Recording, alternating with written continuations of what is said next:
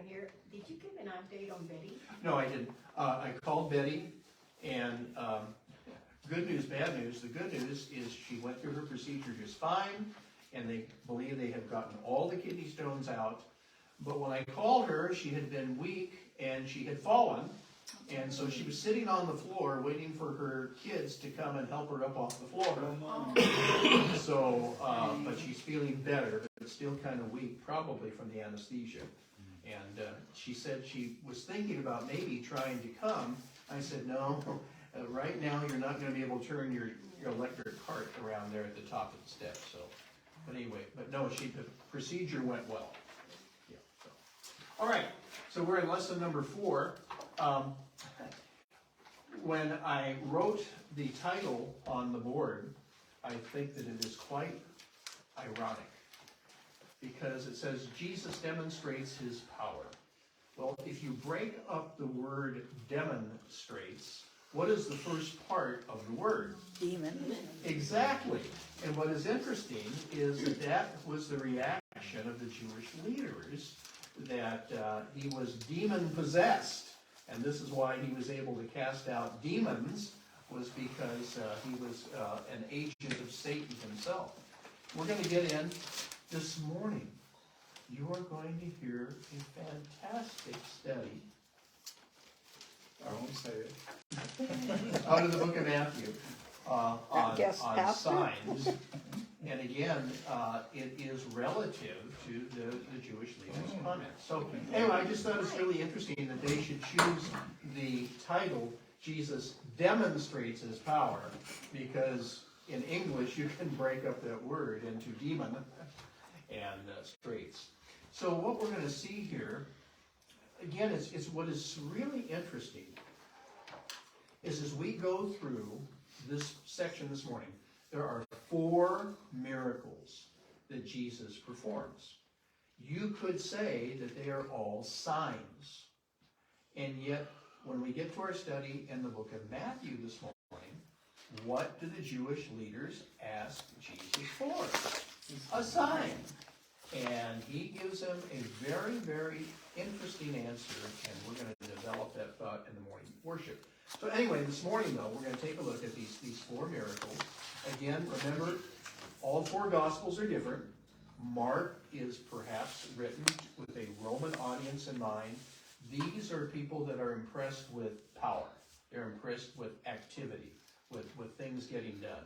And so maybe this is one of the reasons why Mark, puts them all together. Although they seem to be in context all during a specific period of time, all relative to the Sea of Galilee. And what happens on one side as they travel to the other side of the Sea of Galilee. So, all right, so do you have it primed? Okay, good. It's very dramatic. I listened to it. But anyway, so first of all, we're going to talk about Jesus calms a storm at sea. And again, this sea is really not a sea. Okay, it is a lake.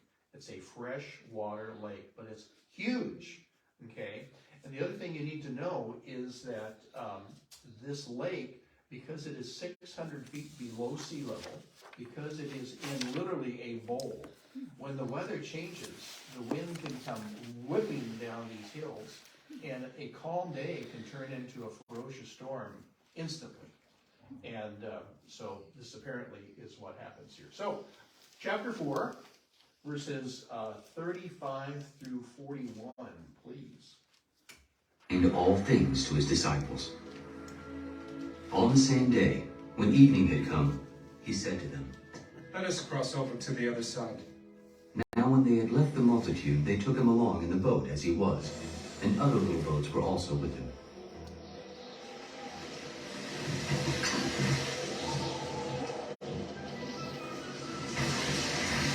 And a great windstorm arose, and the waves beat into the boat so that it was already filling. But he was in the stern, asleep on a pillow, and they woke him. Teacher, do you not care that we are perishing? Then he arose and rebuked the wind and said to the sea, Peace! Be still!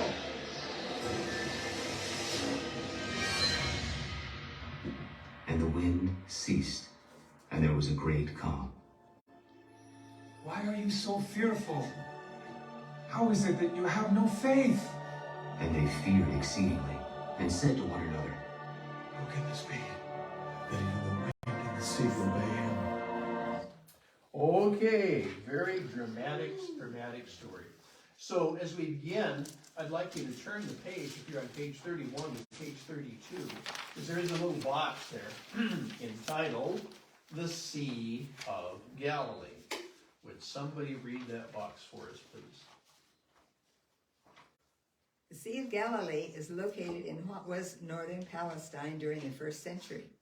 At its farthest distances, the lake is 13 miles long and 7.5 miles wide. In places, it reaches a depth of 160 feet.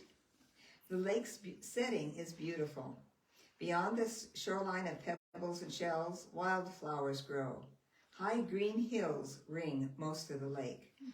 The lowness of the lake surface, 685 feet below sea level, contributes to the almost tropical character of the weather. The surrounding land is exceptionally fertile for growing crops. The lake itself abounds with freshwater fish. The Sea of Galilee was known by at least 3 other names. The Sea of Kinnereth in Joshua, the Lake of Gennesaret, I can't say it right, in Luke, okay, and the Sea of Tiberias in John. Okay, thank you very much. So when we went to the Sea of Galilee, we had spent 6 days in Jerusalem, and it is constant noise and buzz. Out the window of our hotel, you always heard traffic, there was always people, there was congestion. So we went to the Sea of Galilee, and we're staying in this hotel, not in Tiberias, but up, it's called Naf Genosar. And so in the evening especially, I would take a walk when we were there for a couple days, right along the lake. And it was absolutely amazing because you hear all of these sounds, but there's not traffic, but like frogs croaking or birds or whatever. And it's very pastoral, very beautiful. And you can understand why Jesus would want to spend time there with his disciples. So anyway, they're on one side of the Sea of Galilee. He's had a long day of ministry, and the man, Jesus, was exhausted, okay?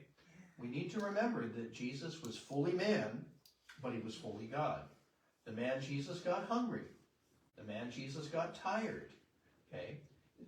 He wasn't Superman or anything like that. He had obviously divine powers because he was the Son of God, but he was tired. And so they get in this boat, and they're traveling from one side of the lake to the other. And again, these men are fishermen. They are well aware of this lake. They have lived there, they've worked there their whole lives. There's a pillow at the back of this little boat. And again, if you go to Naf Genosar, they have a museum at Naf Genosar with the Jesus boat. And again, there's no proof that Jesus actually sailed in that boat. But they actually got this out of the sand along the seashore, and it is definitely a boat from that era. They even found Roman coins in the bottom from that era. So it's the type of boat they would have used. And in my estimation, it was no longer than this room is wide, and not much wider than from me to Trudy. And they're not very big, okay? Tiny. Yeah, and so anyway, they get out in the middle of this lake, and all of a sudden this storm hits. And again, when we were on the lake, it was perfectly calm. But they say it can just instantly turn. And they're fighting this, and water's coming over the edge. They're afraid they're going to die. I mean, and they know probably many individuals who have died in these storms. And there's Jesus, and what is he doing? Sleeping. He's sleeping.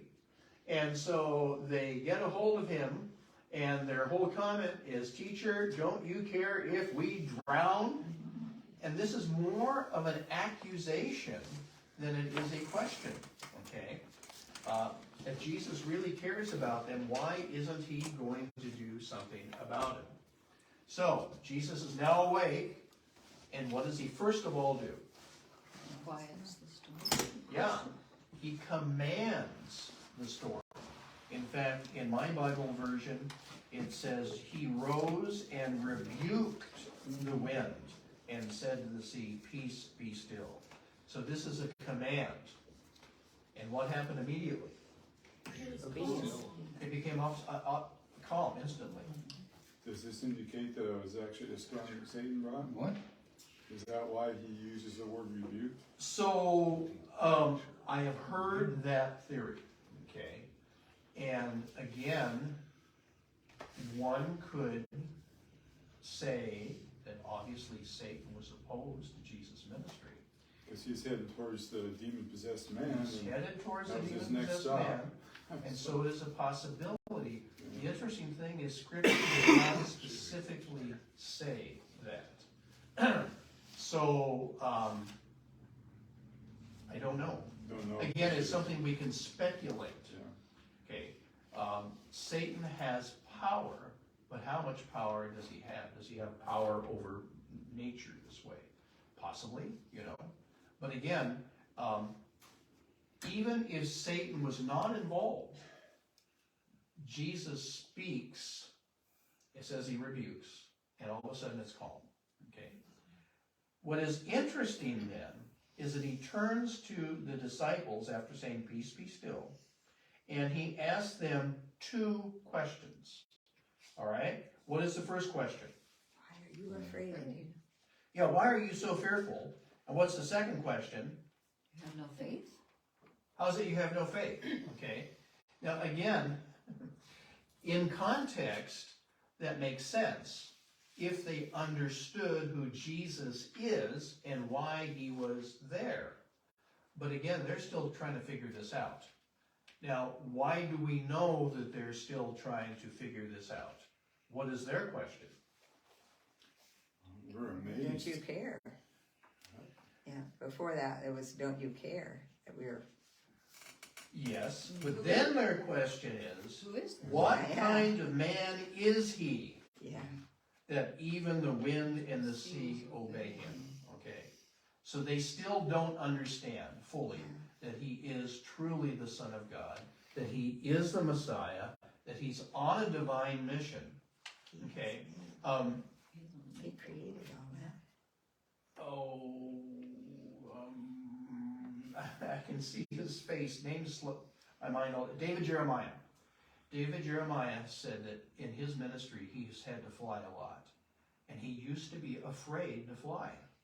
Until one day an older pastor took him aside and said, David, you're the Lord's, you're on his mission, and you're not leaving planet Earth until he's done with you. And suddenly he thought, wow, I guess I don't have to be afraid of flying. In other words, this plane is not going to crash until God is done with me. Mm-hmm. And so this was kind of, in a sense, what Jesus is indicating here. You know, if you really understood who I am and why I'm here, I'm not going to drown in the storm, okay? I need to go to the cross. And I shared with the guys this week this video, it had to do with why Jesus kept certain things from the Pharisees. It's because he knew that the Jewish leaders had to send him to the cross in cooperation with the Romans. And so he literally blinded their eyes. They were already blind, but he just kind of sealed that, like hardened their hearts. And but anyway, so yeah, very interesting. So the question is, what kind of man is this? And again, these are men who had grown up on that lake. They made a living on that lake. They knew what it was all about. And they had never, ever seen anybody stand up and give a command and the weather changes instantly. So. It's a natural impossibility, naturally speaking. Yeah. Because it would take hours after the wind before the waves stopped. So right. It was instant miracle. So I got thinking about something else. I wonder if they now had somewhat of another problem. If it was totally calm, these boats were sail driven. So you need some sort of a breeze to get you across the lake. And now it's dead calm. And so, you know, years ago, sailing ships going across the Atlantic or Pacific used to run into these calms, and they would sit there for days, couldn't move, you know, because they needed some sort of a breeze. All right. So that's the first miracle, okay? And this is a miracle over nature. All right, so now they get to the other side of the lake, okay, to a different region. And again, I don't think it had ever hit me as clearly as when we were listening to Amir's presentation on Capernaum. And he talked about the phrase, Galilee of the Gentiles. That this was predominantly a Gentile region that the Jews had moved back into. Okay, and when you get to the other side of the sea, of the lake, you're going to see that pretty much, because they're doing things that good Jews would not be doing. All right, so would you play verses 1 through 20, please? Then they came to the other side of the sea, to the country of the Gadarenes. And when he had come out of the boat, immediately there met him out of the tombs a man with an unclean spirit, who had his dwelling among the tombs. And no one could bind him, not even with chains, because he had often been bound with shackles and chains, and the chains had been pulled apart by him, and the shackles broken in pieces. Neither could anyone tame him. And always, night and day, he was in the mountains and in the tombs, crying out and cutting himself with stones. When he saw Jesus from afar, he ran and worshipped him. And he cried out with a loud voice, for he said to him, Come out of the man, unclean spirit. What have I to do with you, Jesus, Son of the Most High God? I adore you, my God, that you do not torment me. What is your name? My name is Legion, for we are many. Also he begged him earnestly that he would not send them out of the country. Now a large herd of swine was feeding there near the mountains, so all the demons begged him, Say this to the swine, that we may enter them. and at once Jesus gave them permission. Then the unclean spirits went out and entered the swine. There were about 2,000. And the herd ran violently down the steep place into the sea and drowned in the sea. So those who fed the swine fled, and they told it in the city and in the country. And they went out to see what it was that had happened. Then they came to Jesus and saw the one who had been demon-possessed and had the legion sitting and clothed and in his right mind. And they were afraid. And those who saw it told them how it happened to him who had been demon-possessed and about the swine. Then they began to plead with him to depart from their region. And when he got into the boat, he who had been demon-possessed begged him that he might be with him. However, Jesus did not permit him, but said to him, Go home to your friends and tell them what great things the Lord has done for you, and how he has had compassion on you. And he departed and began to proclaim in the Decapolis all that Jesus had done for him, and all marveled. All right, so this is a multifaceted story. There's lots of different things going on here. So Jesus has just demonstrated his power over nature. Now he's going to demonstrate his power over the spirit world. Okay? And again, we need to realize that there are things out there that we don't totally understand. Paul says that we war against what? Principalities and powers. Of the air? Yeah. Right. And again, so we just got done reading the book of Job. If you've done your through the Bible reading, again, there were things that Job did not understand. When we were studying the book of Daniel, remember Daniel's prayer had been interrupted for 21 days? There's a spiritual battle going on. So there's things that we don't understand. Okay. So Jesus gets to the other side, and here is this demon-possessed man who is totally out of control. He cannot be controlled. They have tried to capture him. They have tried to bind him. And he has what you might call almost superhuman strength as a result of the situation. So as Jesus is approaching and this man sees him, how do the demons within him respond? They recognize him. They recognize him immediately. And if you go through the Gospels, it's interesting how many times Jesus does not have to introduce himself to the demons, to these evil spirits. They know exactly who he is. Now again, the disciples could see a man, Jesus, but these demons saw the Son of God. Okay. Yes. I think the fact that they ran to him instead of running away from him is quite interesting, because the only time that I would run towards my enemy would be if I knew that there's no chance for me to escape him. Then I would run to him and try to sue for mercy, try to make a deal with him. And that's exactly what they tried. Yeah. They're afraid that Jesus is going to cast them out of the countryside, out of the region. Okay? And so what is interesting in this dramatic presentation, and again I listened to it earlier, is that they use this really weird, strange voice. And how true that is, I don't know. Okay? I've heard it's true. Yeah. I have heard of demon-possessed people who a voice comes out of them and it's not their normal voice by any shape or form. I don't know. But anyway, it says, but when they saw Jesus afar, he ran up and kneeled before him. So they are recognizing who Jesus is. They actually kneel before him. What have you to do with me, Jesus, Son of the Most High God? I adjure you by God not to torment me. So, again, they recognize who Jesus is. For Jesus said to him, and what had Jesus said? Come out of the man, you unclean spirit. Okay, come out of the man, you unclean spirit. Then he asked him a question. What is your name? What is your name? And again, this is something that we don't fully understand, but I have read commentators saying that in the scriptures, names are very important.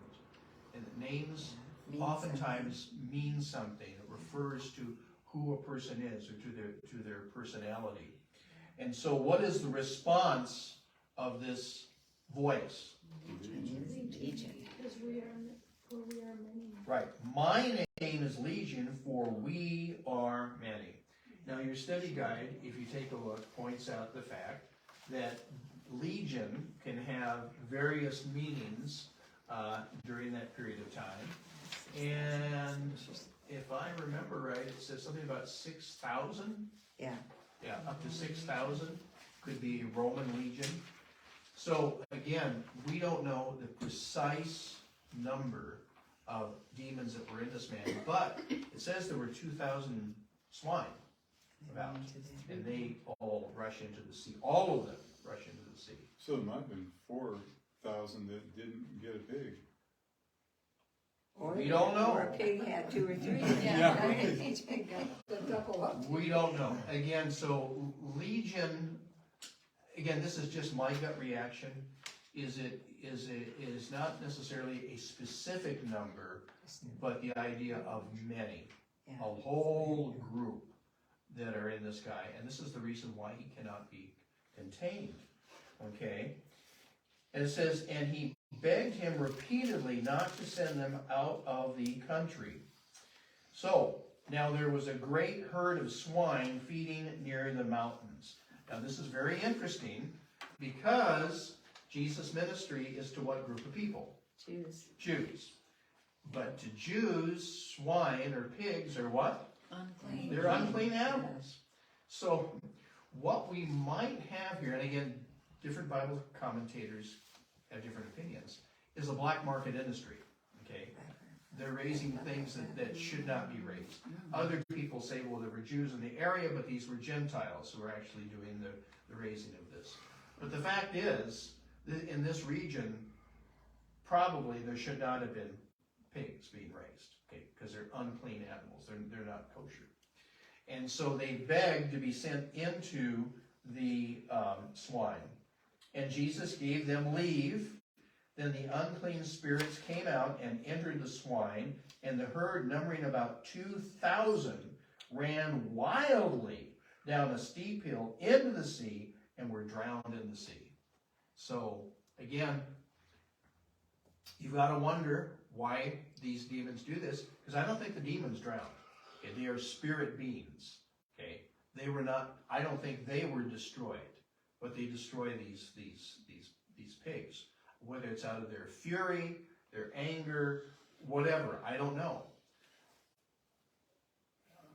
Go ahead, you were going to finish. I got you in mid-sentence. Okay, so the human mind is greatly affected with demon possession. And it looks to me like these pigs were a little smarter than the humans because they realized they couldn't live with that kind of an influence in their brains. And I don't know exactly where to take that, but to me it's just a sign of the intense disruption that these wicked spirits can have. The influence is tremendous, and they couldn't divide it. It just drives them crazy, and that's exactly what they did. They ran wildly. Yeah. And drowned. So this whole herd is destroyed. Okay. Now you have an entirely new situation. Okay. Marinated bacon. Oh boy. All right. Good thing Dan isn't You're here. right. He gives us a horrible time with some of our donuts that have little bacon pieces on top. Oh, sorry about that. So now you have the man sitting, and he's in his right mind, and he's clothed. Okay, and so obviously somebody gets him some clothes or something. Those who run the herd run to town to let everybody know what has happened. And so this whole group of people come back out to see what has happened. The pigs are gone. Okay, they're down in the lake. They've drowned. Okay, and this demon-possessed man is healed, literally. What is their response? They don't want him around. Get out of town. Yeah. They're more afraid of the power that they obviously saw was greater than the demoniac had, so that makes them afraid rather than realizing the value of this man being healed. Well, it says right here in verse 15, and they were afraid. Interesting response. Okay, so in the miracle before, first of all, the disciples are afraid of the storm. Now the storm is calm. Now they're afraid of Jesus. Who is this man? Now here's this demon-possessed man that no one can control. Jesus but speaks. He's delivered, and they're afraid again. Okay, these are the local people who are afraid. Those who saw it told him how it befell him who had been demon-possessed with the demons, and also concerning the swine. And they began to worship Jesus, to praise Jesus, to fall on their knees and glorify Jesus. What does it say? Ask him to leave, beg him to leave the region. Yeah, now that's a very interesting response. And it's almost as if they are offended that Jesus has destroyed their industry. They're more concerned about their industry. Now, if you go to the book of Acts, to Acts chapter 16, Paul and Silas are in Philippi. This demon-possessed girl keeps saying, these are servants of the Most High God. Finally, Paul has had it. He casts the demon out of her. She's in her right mind. And her owners, they're mad. Okay? They're upset. Because this is their industry. They were making money off this girl. Okay? I disagree with him profoundly. But I understand part of what he's getting at. Bill O'Reilly did a series of books, Killing So-and-so. And one of the books was called Killing Jesus. And his conclusion was that Jesus was crucified. He was killed because he had messed up the industry. Because these booths on the Temple Mount that were changing the coinage, that were selling items to be sacrificed, they were making money off that, and then they were having to pay the Roman government money, based on their income. And so when Jesus came and cleansed the temple, he messed up their industry. So that's why they wanted him dead. All right. Now, I'm sure that Jesus messed up their industry, But I have a feeling that once Jesus was gone, everything got set up all over again. Okay, so obviously Jesus went to the cross for a purpose, and it was not simply because he had messed up their finances. Okay, but this is a situation where people probably were upset about this. So Jesus begins to depart, and what does a formerly demon-possessed man want to do? Go with him. Go with him. Yeah, he wants to go with him. He wants to be with Jesus. And Jesus says, go home to your friends, tell them what great things the Lord has done for you and how he has compassion on you. And again, that's a verse that I've heard quoted many times, that we as believers can give our personal testimony to those that we know and those that we love, especially if they see some huge change in our life. It's interesting because there's other times when Jesus says, don't. Now, like, remember the guy who has leprosy. And Jesus says, don't tell anybody. And what does he do? He goes out and tells everybody. But he was to go straight to the priest. He was supposed to go to the priest Yeah. to fulfill his Levitical obligation. Then it would have been okay. But so he departed and began to proclaim in the Decapolis. The Decapolis is basically 10 cities. That's what polis means city. Deca is the name for 10. So it is a 10-city region. It is a Gentile region, basically. And he's going out telling everybody. He becomes an evangelist. And everyone was amazed at this story. Because again, this guy probably was well known through this whole region. All right, so now we're going to take a look at the third and fourth miracles that are tied together. And again, some people have questioned Jesus' timing in all of this and why he does things the way he does. But again, it obviously demonstrates his power. So, first of all, let's take a look at Jesus heals a bleeding woman in verses 21 through 34.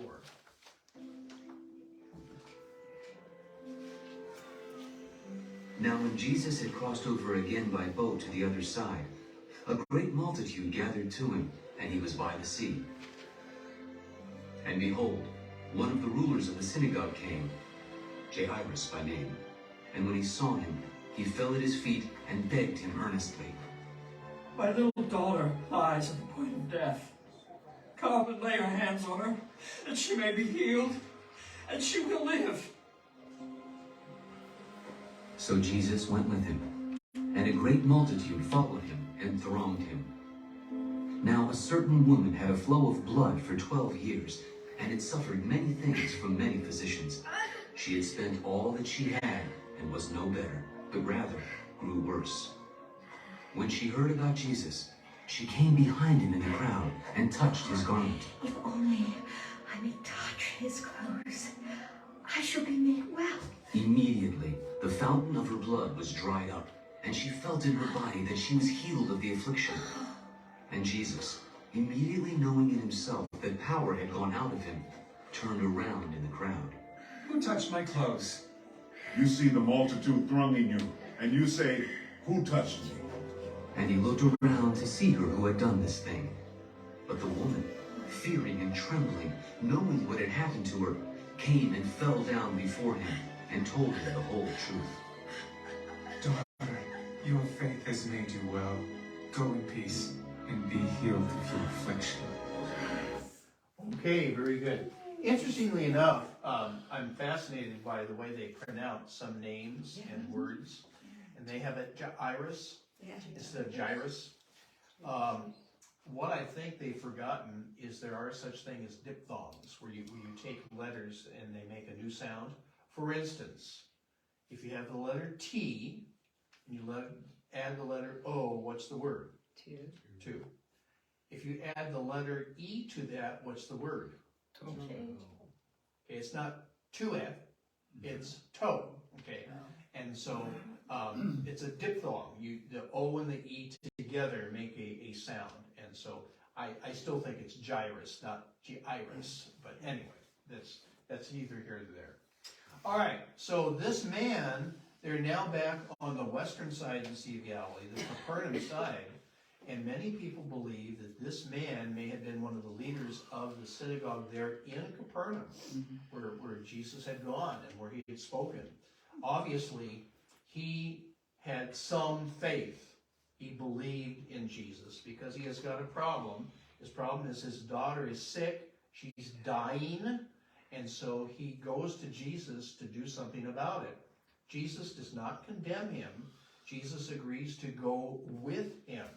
So now they're in process of leaving where Jesus is at to go to this emergency.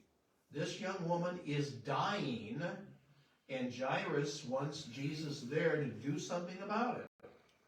When he gets interrupted, okay, and there's this woman, and she's had a hemorrhage, and she's bleeding.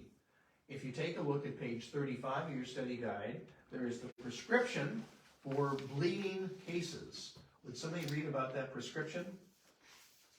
Below are some of the remedies that doctors may have prescribed for the bleeding woman.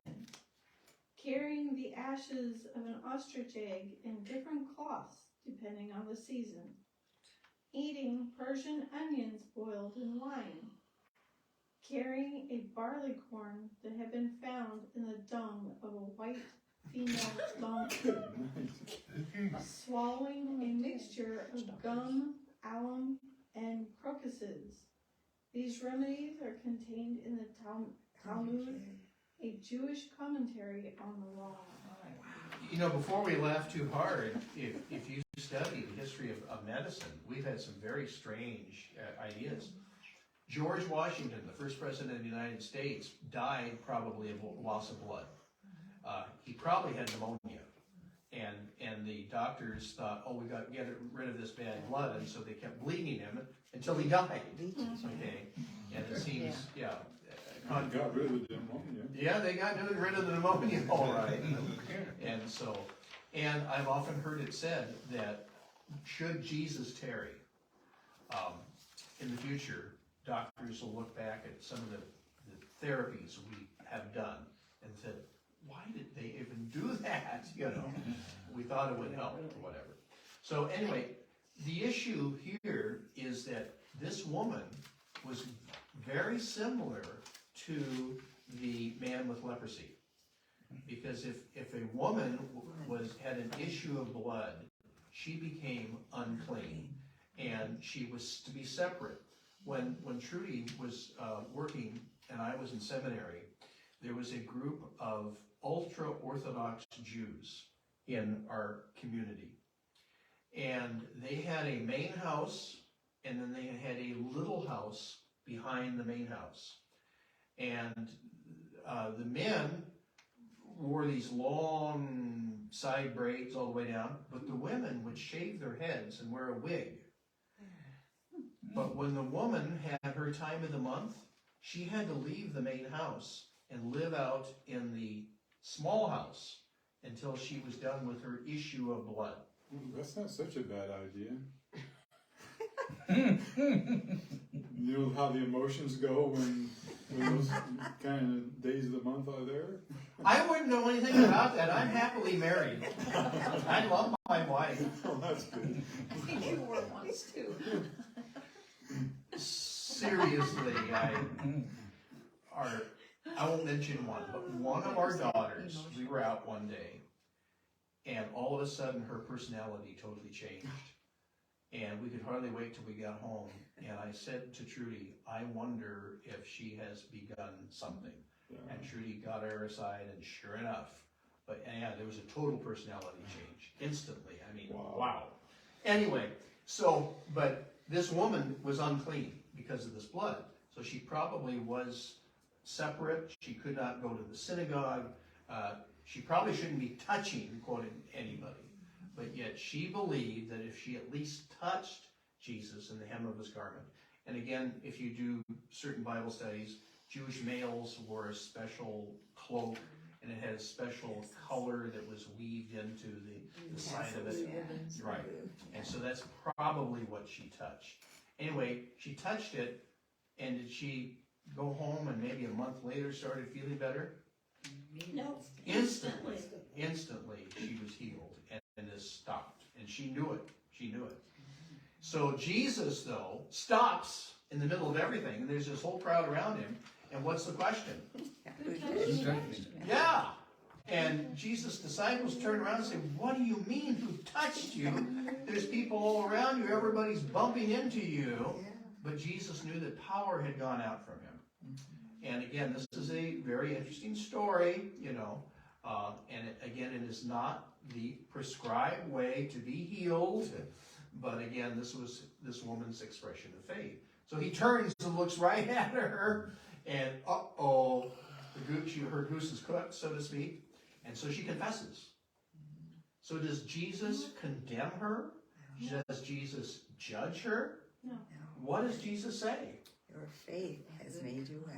Daughter, your faith has made you well. Go in peace and be healed of your affliction. So it's not the fact that she touched his garment, but it was her faith that she needed to have contact with Jesus. She believed, obviously, who Jesus was. And so the Lord delivers her immediately. Okay. Now, can you imagine Jairus? He's wanting Jesus to go, come, quickly. And Jesus has stopped the whole procession. And he's having this discussion with this woman. Okay. So, by the way, on page 36 of your study guide, Jesus' concerns for women.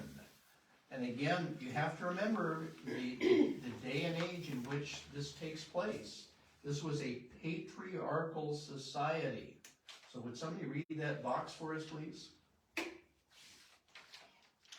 In first century Judea, women were held in low esteem. Many men would not speak to a woman on the street, especially if her character was questionable. Men would actually thank God that they had not been born female. Amen. Should I continue? In contrast, Jesus talked openly with women in John 4:7-26. He ministered to their needs and involved them in the work he was doing in Luke. And he also he also allowed a woman to be first there after his resurrection. Yes, yeah. It's absolutely amazing. Again, the Jewish culture of the day was definitely,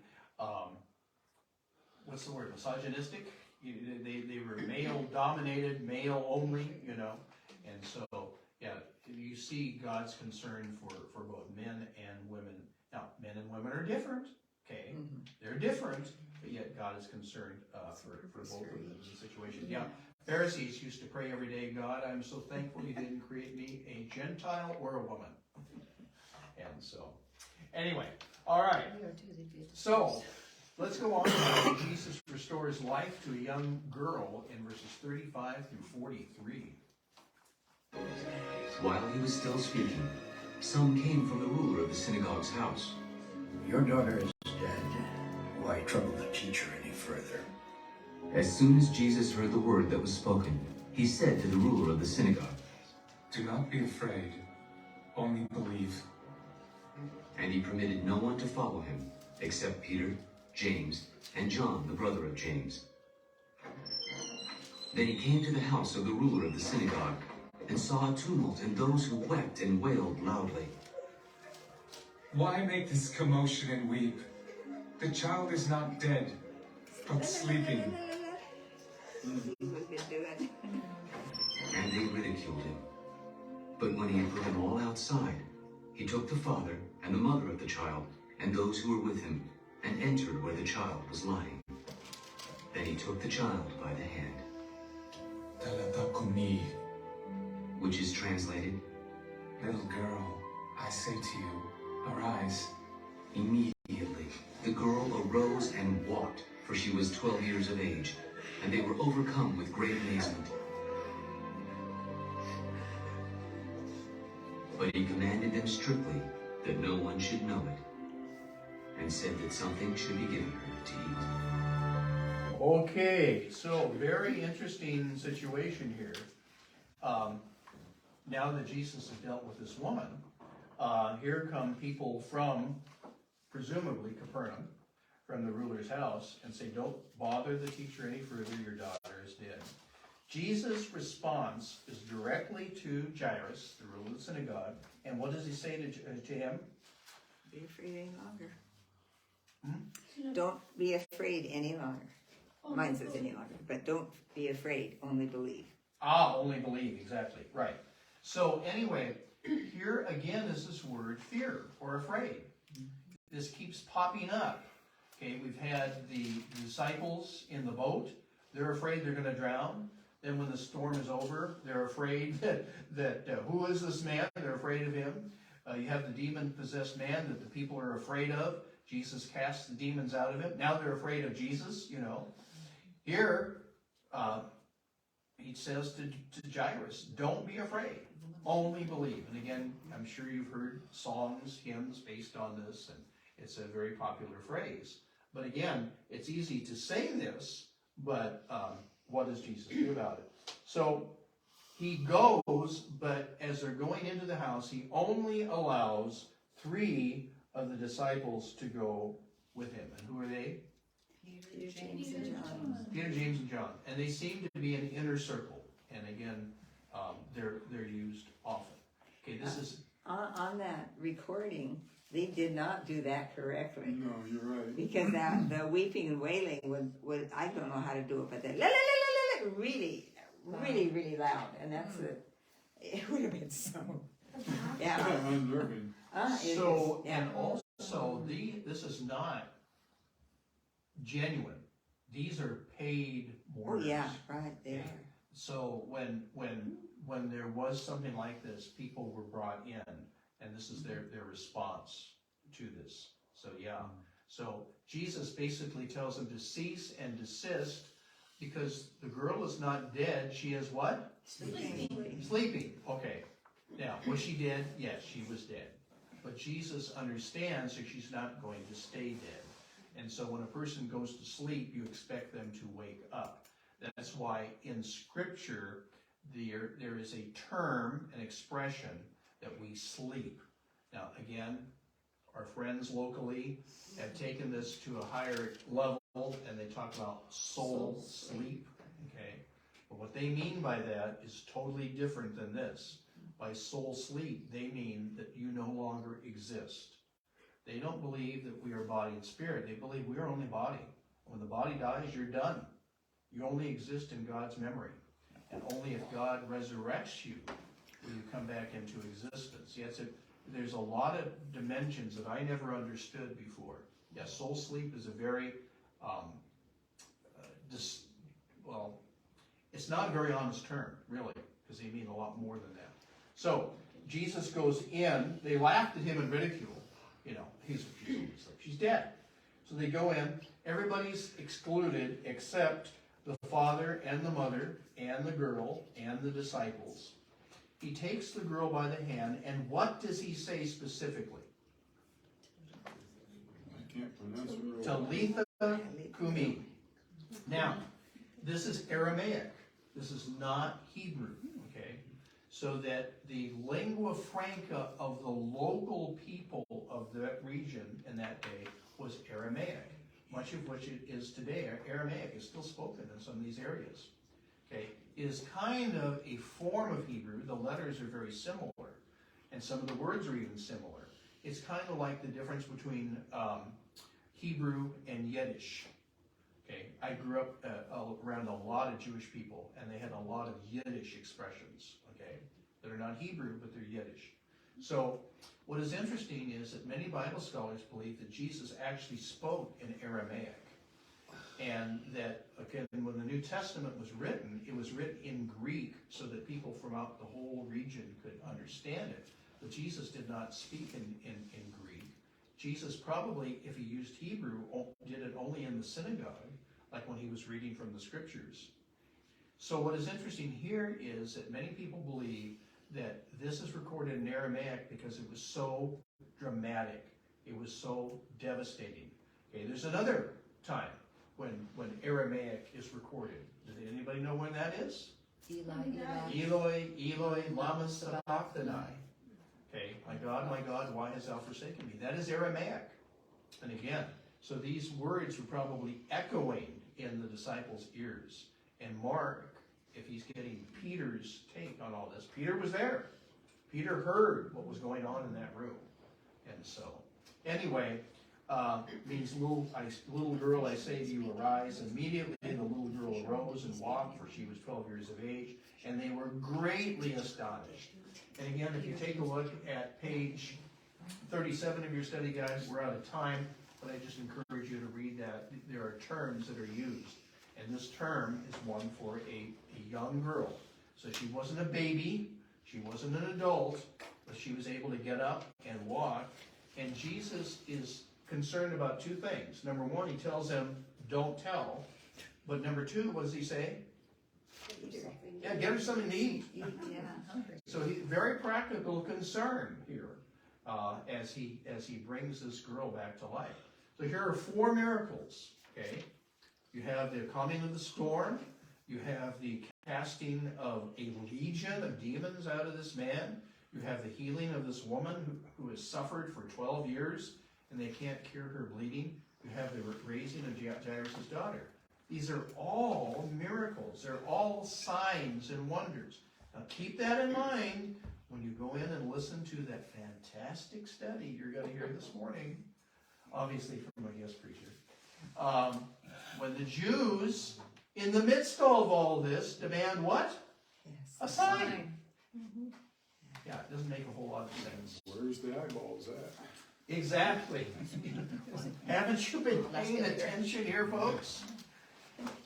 But aren't we a lot like that? In fact, I may offend some people in the introduction to my message because I believe there's some issues in evangelical Christianity today that aren't right.